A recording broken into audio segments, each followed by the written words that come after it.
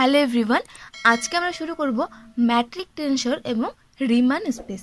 তো কি বলছে, the distance ds between two neighbourhood point whose coordinate in any system are x1 x2 dot up to xn and x1 plus dxy and dx1 plus x2 plus dx2 comma plus and dot xn plus dxn is given by। তাহলে এই একটা আমাদের point, এই একটা point যেটা আমাদের ডিস্টেন্সটা কি আমরা এখানে দেখতে পাচ্ছি, এই পয়েন্ট থেকে এই পয়েন্টের ডিস্টেন্স dx1, 2 থেকে 2 পয়েন্টের ডিস্টেন্স dx2, n থেকে n এর ডিস্টেন্স dxn। ঠিক আছে, তাহলে এইভাবে দুটো পয়েন্ট এখানে তো প্রত্যেকটা কোঅর্ডিনেটের মধ্যে ডিস্টেন্স dx1 dx2 করে পাচ্ছি, আর দুটো পয়েন্টের মধ্যে ডিস্টেন্সটা কি পাবো, আমরা পাবো এইভাবে ds2 equal to gij dxi dxj।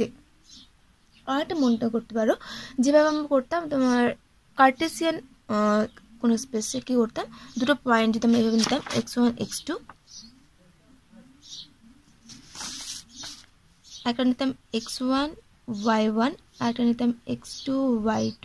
তো দুটোর মধ্যে আমরা ডিস্টেন্স কী বের করতাম, ডিস্টেন্স বের করতাম এভাবে d square equal to x1 minus x2 তার whole square plus y1 plus y2 তার হোল স্কোয়ার, তাই না?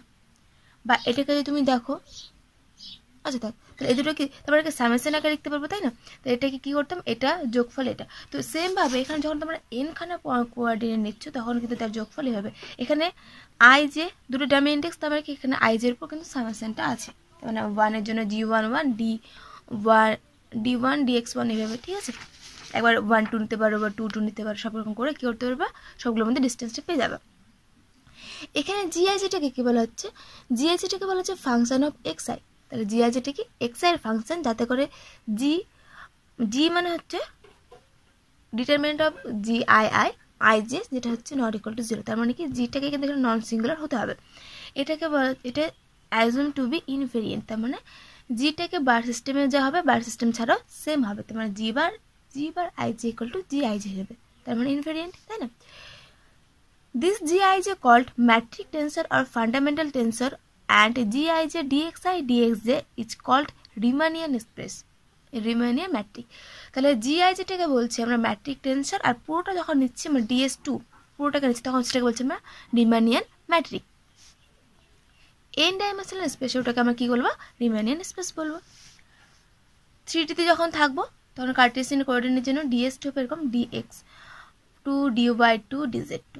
ঠিক আছে, আর যখন স্পেরিক্যাল তখন হচ্ছে dr2 r square d theta 2 d theta whole square plus r square sine square theta d phi তার হোল স্কোয়ার। ঠিক আছে, এভাবে কি হয়, দূরত্বগুলো মেজার করা হয় কার্টেসিয়ান এবং স্পেরিক্যাল পোলার কোঅর্ডিনেট সিস্টেমে। এবার দুটো এক্সাম থিওরেম দিয়েছে, বলছে dxi আর কন্ট্রাভেরিয়েন্ট ভেক্টর। তাহলে dxi-টা কি কন্ট্রাভেরিয়েন্ট ভেক্টর, এখানে তোমরা নিচ্ছিলাম যেগুলো, তাই না?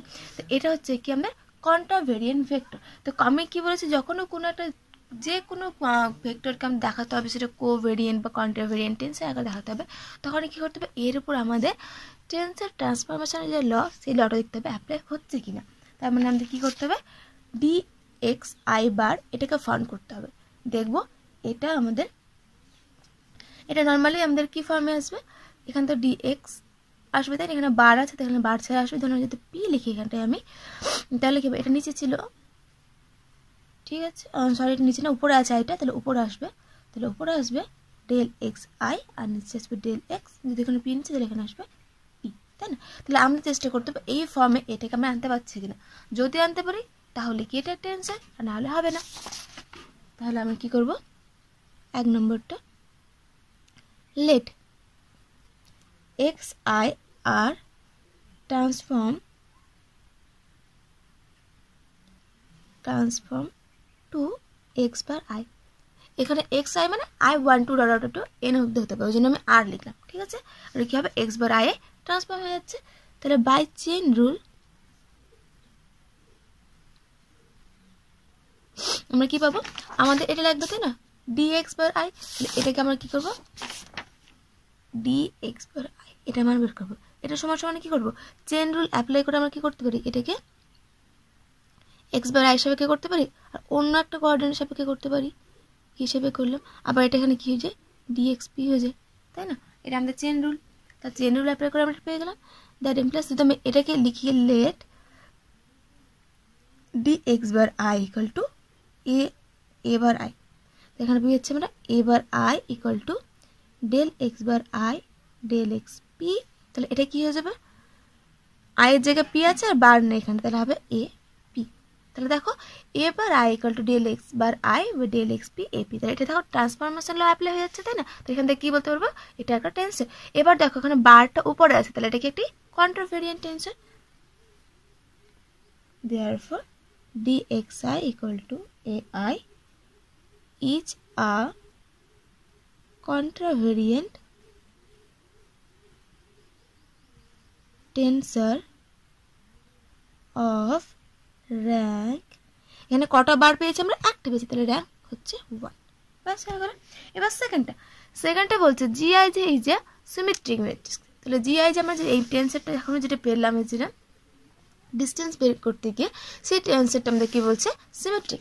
এবার আমরা এমনিতেই জানি যে কোনো একটা কন্ট্রাভেরিয়েন্ট অথবা কোভেরিয়েন্ট ভেক্টর যদি এভাবে থাকে এ আই জে, আমি কোভেরিয়েন্ট নিলাম, তো সেটা কী করতে পারি, আমরা দুটো টেন্সর যোগফল আকারে লিখতে পারি। একটা হচ্ছে capital A I J plus capital B I J, যেখানে একটা কি হয় সিমেট্রিক, তাই না, আর একটা হয় স্কিউ সিমেট্রিক।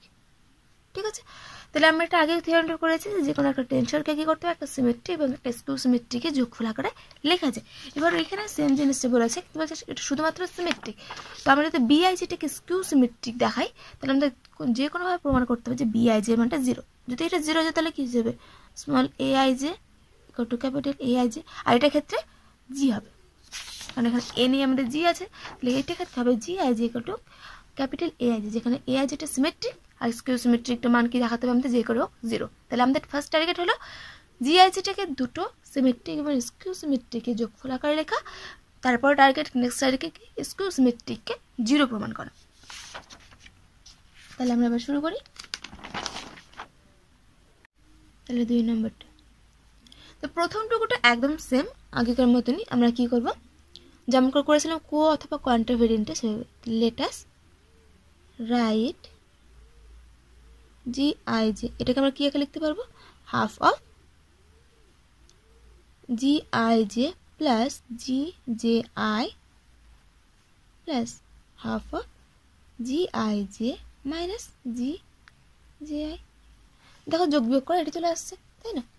এটা ধরলাম এটা equal to capital A I J plus B I J, এটা 1 নম্বর দিলাম। এবার over capital A I J, এটা মানে কি 1/2 G I J plus G J I equal to half of, আমি দুটোকে উলট পাল্ট করতে পারি না, এটাকে সামনে এটাকে পরে, তাহলে আমি কী করলাম, G of J I plus G I J equal to, দেখো যখন আই জে ছিল তখন ফার্স্টে গেছিলো আই জে, এখানে ফার্স্টে জে আছে, তাহলে এটা কী হয়ে যাবে, এ জে আই। তাহলে আমরা এখানে পেয়ে গেলাম কি, therefore A I J equal to A G I. আমরা এখান থেকে কী বলতে পারবো, এটা হচ্ছে সিমেট্রিক। তাহলে হবে এ আই জের এটা ইজ সিমেট্রিক। তাহলে একটা সিমেট্রিক পেয়ে গেলাম। এখন দেখো বি আই জেটা কি, skew symmetric. B I J equal to আমাদের কি আছে, half of G I J minus G J I, তাহলে G I J minus G J I ব্যাস ইকুয়াল টু হাফ অফ, আমি একটা মাইনাস কমন নিলাম, মাইনাস কমন নিচ্ছে, এটাকে দুটো পাল্টে দিচ্ছি, তাহলে সামনে একটা মাইনাস চলে আসবে, এটা হবে জি J I minus G I J. তাহলে দেখো এইটুকু পার্টটা দেখো, বি আই জে ক্ষেত্রে এইটুকু পার্টটা ছিল, কিন্তু সামনে আই ছিল জে ছিল, তাই এখানে আই জে, এখানে জে আই, তাহলে এটা কি যাবে মাইনাস বি জে আই হয়ে যাবে। ঠিক আছে, তাহলে দেওয়ার পর B I J equal to আমরা পেলাম কি মাইনাস বি জে আই। তাহলে এখান থেকে এটা কি বলতে পারবো, এটা ইজ স্কিউ সিমেট্রিক।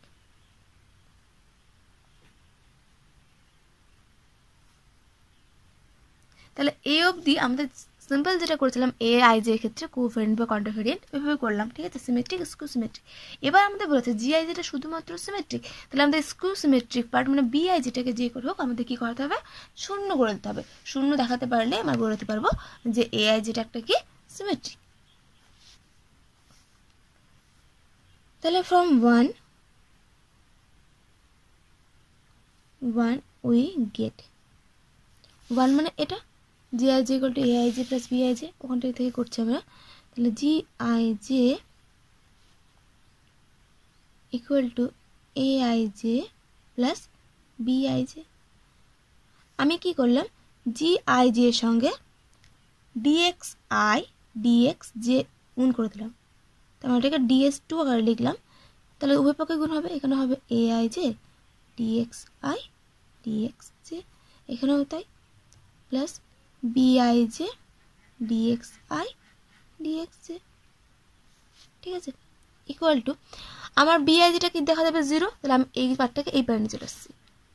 তাহলে এখানটা হয়ে যাবে G I J dx I dx J minus A I J dx I dx J equal to B I J dx I dx J.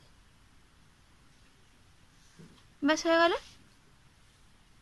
That implies, এবার আমরা কি করব, জি আই যেটা common নিয়ে নিচ্ছি মাইনাস এ আই যেটা common নিয়ে নিচ্ছি, তাহলে এখানে থাকলো dx I dx J equal to পাচ্ছি মানে B I J dx I dx J, ঠিক আছে, এটাই পেয়ে গেলাম। এটা হয়ে গেল আমাদের 2 নম্বর। এবার আমাদের দেখাতে হবে যে করে হোক বি আই যেটা কি জিরো। এবার আমরা কি করব, now B I J dx I dx J equal to আমরা কি করবো, ডামি ইন্ডেক্সগুলো চেঞ্জ করে দেবো, মানে আই এর জায়গায় জে, জে এর জায়গায় আই, তাহলে B J I dx J dx I. তাহলে কি করবো আমরা, ইন্টারচেঞ্জিং the dummy indices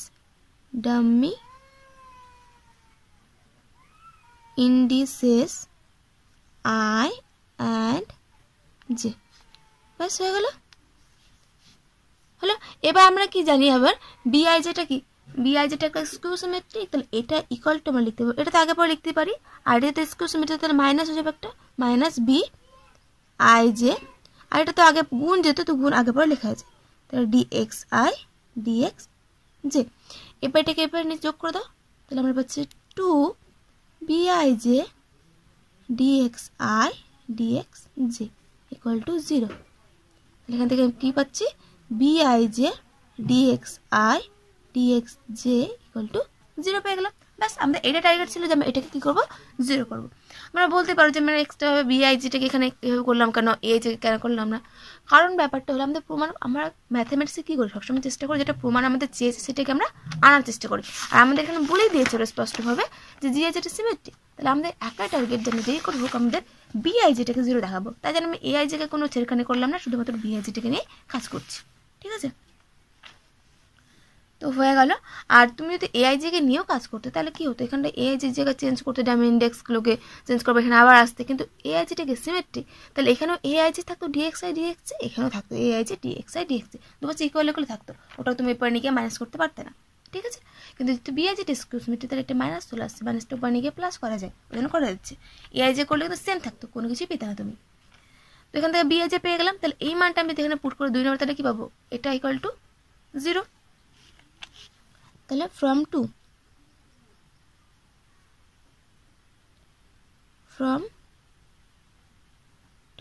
আচ্ছা এবারে বাদ দাও, আমি পরে পেজে করছি। তাহলে ফ্রম টু উই গেট আমরা কী পাবো, G I J minus A I J dx I dx J equal to 0 পেয়ে যাবো। যখন এটা 0 পেয়ে গেলাম তাহলে ড্যাট ইমপ্লাইজ কি, তোমার এই পার্টটা তো নন জিরো সবসময়, তাই না, ডিএক্স আই ডিএক্স জে, কারণ এটা কোঅর্ডিনেটগুলো 0 হচ্ছে না, তাহলে এখানে হচ্ছে জি I J minus A I J equal to 0, তাহলে that implies GIJ equal to AIJ। আর AIJটা আমাদের কেমন ছিল? AIJটা ছিল আমাদের সিমেট্রিক, তাই না? যেখানে করেছিলাম AIJ সিমেট্রিক। তাহলে সিন্স AIJ is symmetric,